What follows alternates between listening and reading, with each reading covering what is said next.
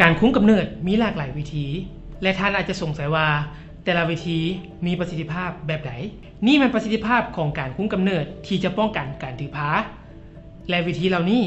แมนมีประสิทธิภาพสูงกว่าวิธีอื่นห่วงอนามัยคุมกำเนิดแมนได้รับผลดีกว่าหมู่ถึง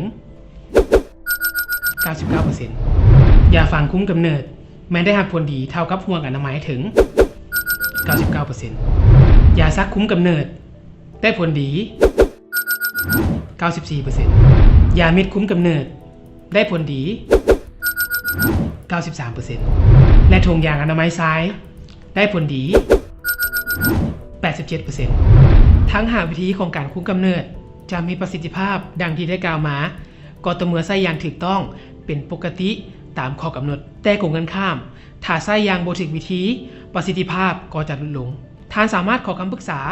กับท่านหมอที่อยู่ใกล้บ้านท่านเพื่อเลือกวิธีการคุมกำเนิดที่เหมาะสมสำหรับท่านที่สุดข้อมูลเพิ่มเติมเกี่ยวกับการให้คำปรึกษาและข้อมูลด้านสุขภาพสามารถคลิกติดตามได้ที่ลิงก์ด้านรูปนี้เลย